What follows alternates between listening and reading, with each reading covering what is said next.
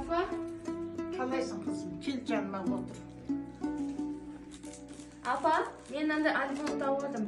Бұл кімдікі? Бұл сенің атаңның альбомы тұғын. Бұның ішінде не бар? Бұл атаңның ішінде барлығын жазған өзінің. Оқығандарын, жұмыс істегендерін, жүрген тұрғандарын бәрін жазған.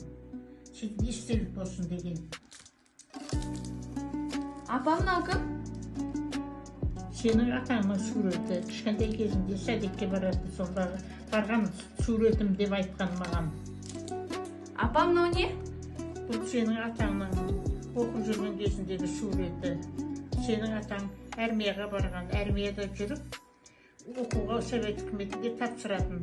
Сосын егерде оқуға түсіп кетсе, армиядан оқып кеткен. Ол кезде армия 3 жылдық тұғын. Сонда 2 жылдан кейін атаң Семей ветеринарный институттың зоотехникалық факультетіне түсіп, соны бітірген. Апа, менің атам қандай адам болған?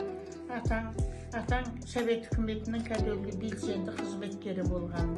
Атаң совет институттың зоотехникалық факультетін бітірген. Главный зоотехник директор болған. Одан рабочком болған. Сөйтіп жүріп, атаң жақсы қызметкер істеген, сауатты кісі болған. Атаң ветеринарный институттың Москвада бітірген. Сонда старший главный зоотехник деген мамандық алған. Шымкент облысы, Созақ ауданы, Қарағұр елді мекеме Кеңшар совхозында жұмыс істеді. Атаң жақсы қызметкер болды. Сөйтіп оқып жүріп, оқуын жалғастырып, Москвада бітірді. Атаңның 3 қызы, 4 ұлы болды. Әр бала шағасын оқытты. Өз жағдайымен машина алып мінді. Ол кезде машина деген ешқандай табылмайтын. Сол кезде машина алып, Жигули машина алып мінді. Балдарын үй салды. Балдарын бәрін Алматыға оқытты. Қарасты балдарын бәріне. Балдар да бәрі оқып, жақсы жұмыстарын істеп жүр.